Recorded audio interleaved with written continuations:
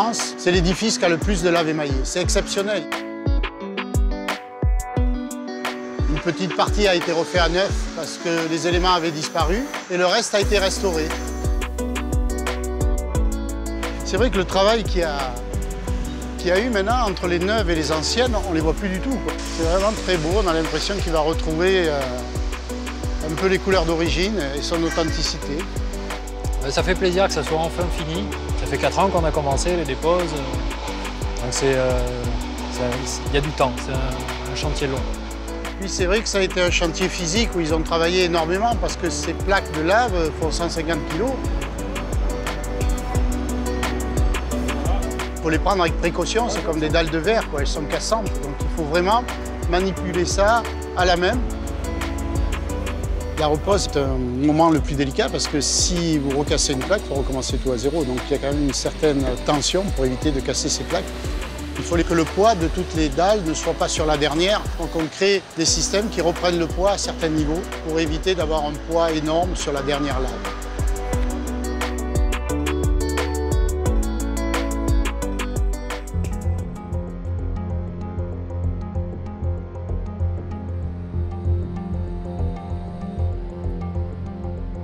Le travail le plus compliqué, ça a été dans un premier temps la dépose, parce qu'on est face à des éléments qui étaient fragiles, qui étaient cassés. L'important, c'est de les conserver un peu dans la globalité.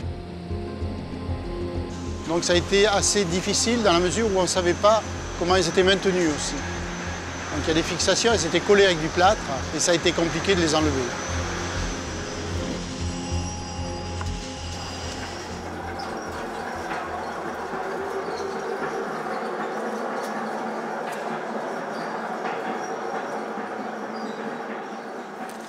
Pour la restauration, c'est plus simple parce qu'on utilise de l'émail à froid, donc on a des couleurs qui sont déjà définies et qui ne changeront pas. Mais il a quand même fallu faire un travail assez important, puisqu'au niveau des cassures, il y a souvent des manques. Il a fallu retrouver une matière, un état de surface identique pour pouvoir le traiter. Et c'est vrai que quelques nuances se voient encore, mais c'est l'histoire aussi du bâtiment qui est à travers ces plaques de lave émaillée.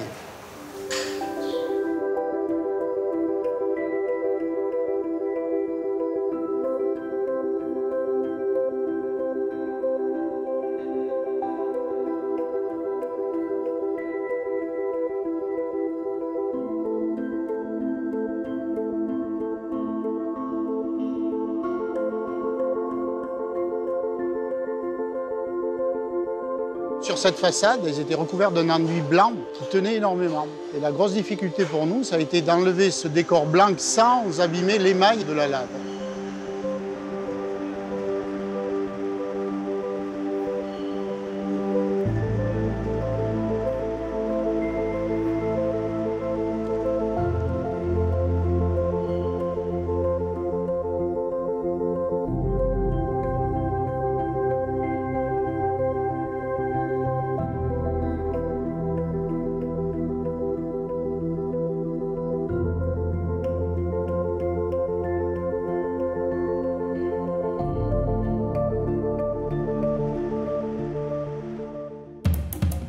Il manquait sur l'édifice une vingtaine de plaques de lave. Donc il a fallu dans un premier temps trouver en carrière des éléments qui étaient très grands, qui faisaient plus de 2,50 m.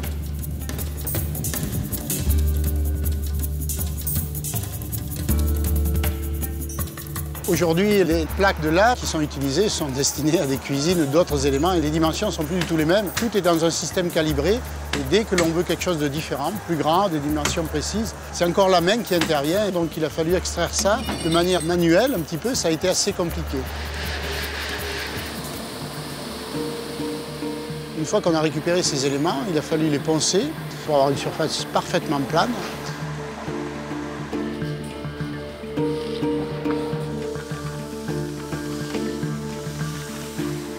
Ça a été un gros travail de recherche et il fallait retrouver le geste qui avait été appliqué autrefois, c'est-à-dire travailler avec un cloisonné. C'est des techniques anciennes, donc il a fallu remettre au goût du jour. Et la difficulté a été pour la céramiste de retrouver les couleurs. On a l'impression que c'est facile, qu'on a un nuancier comme de la peinture, mais pas du tout. C'est quelque chose qui peut varier en fonction du degré de cuisson, du temps de refroidissement. Une sérigraphie a été faite.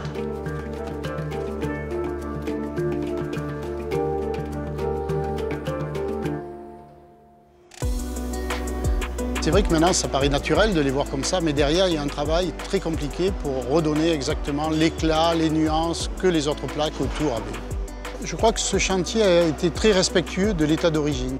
Il y a une volonté au départ de rechercher vraiment toutes les couleurs, les surfaces d'origine pour les recréer ou de les restaurer en gardant cette authenticité. On est vraiment dans un esprit de restauration et on a même sur ce bâtiment une certaine émotion parce qu'on n'est plus dans quelque chose de très symétrique, très cartésien, on est dans une œuvre d'art.